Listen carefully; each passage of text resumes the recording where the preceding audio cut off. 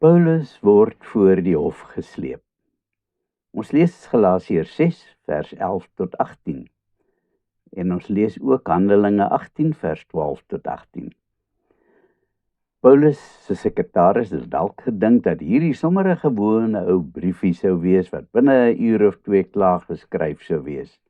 Maar hy het hom deeglik misgis met Paulus. Dag vir dag moet hy sit en skryf totdat sy hand naderhand lam word en daar's net geen einde aan Paulus nie. Hy stoom roller voort tot donker elke aand en dan gaan preek hy nou weer eers vir die gelowiges. Na 'n volle week se harde werk besluit Paulus dat hy nou sy hart uitgepraat het. Gee vir my, vra hy die sekretaris en bedui na die perkament. Ek wil baie graag persoonlik die slot skryf. Paulus sukkel om te fokus as hy die gansveer neem. Kyk met watter groot letters skryf ek nou vir julle in my eie handskrif. Begin hy pynlik stadig skryf.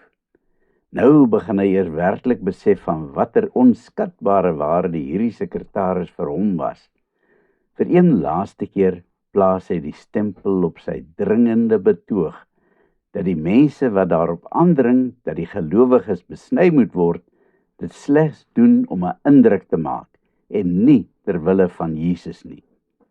Die besnydenis kan geen verskil aan jou geloof maak nie. Dan sluit hy sy brief af. Die genade van ons Here Jesus Christus bly by met julle gees, broers. Amen. Paulus gee 'n groot sug van verligting dat die lywige brief uiteindelik klaar is. Nou moet dit verseël word en dan moet hy iemand kry wat bereid sal wees om die lang reis aan te pak om die brief te gaan aflewer. Dit gaan na Antiochië. En wanneer die gemeente dit daar klaar gelees en behoorlik deurgewerk het, dan moet dit na die volgende gemeente geneem word, totdat almal dit uiteindelik onder oë gehad het.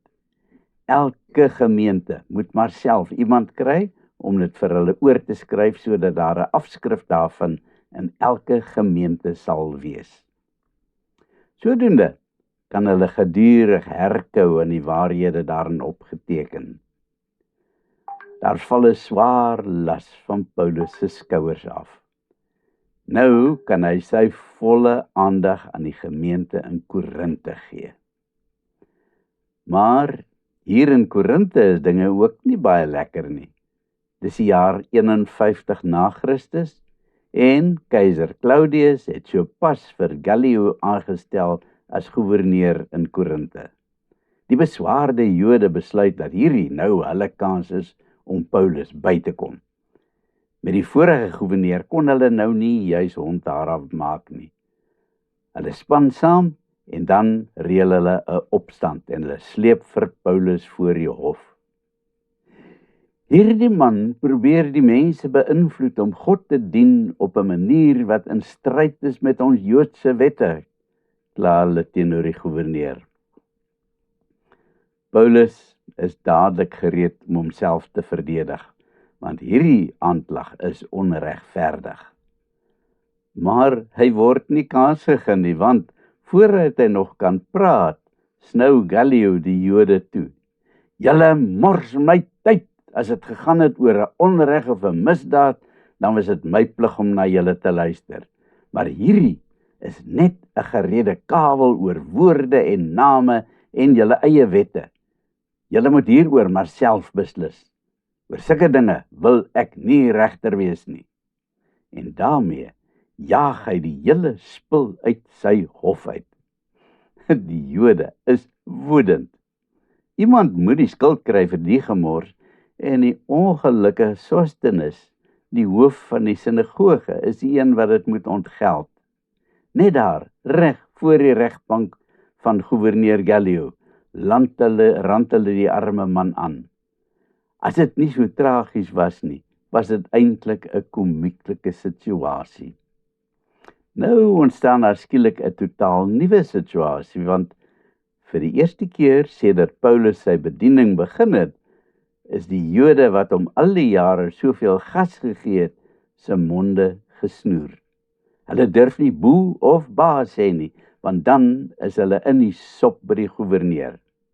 En so gebruik die Here hierdie man, wat eintlik 'n ongelowige heiden is, om vir Paulus en sy medewerkers die vryheid te gee om die evangelie ongestoord te kan verkondig. Die gevolg van dit alles is dat Paulus hulle vir 'n volle 18 maande rustig in Korinthe kan werk sonder enige vrees van vervolging. Is dit nie wonderlik nie? Die Here kan in sy almag enige situasie en enige persoon gebruik om sy wil tot uitvoer te bring. En dit kan selfs 'n ongelowige of 'n ateïs wees. Elke goeie ding kom egter die een of ander tyd tot 'n einde. Op 'n dag begin Paulus besef dat sy werk hier in Korinthe nou omtrent afgehandel is. Hy deel sy gevoelens met sy twee goeie vriende, Aquila en Priscilla.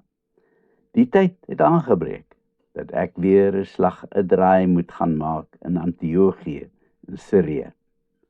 Aquila en Priscilla het vir geruime tyd al daaroor gepraat om na Efese te verhuis. Omdat Paulus juis by Efese moet aandoen, op sy reis na Antiochië besluit die twee dat dit nou die ideale geleentheid is en dat hulle dan sommer saam met Paulus tot in Efese sal gaan. Paulus is ingenome met die gedagte en dadelik begin hulle die nodige reëlings tref. Die afskeid in Korinthe is baie groot.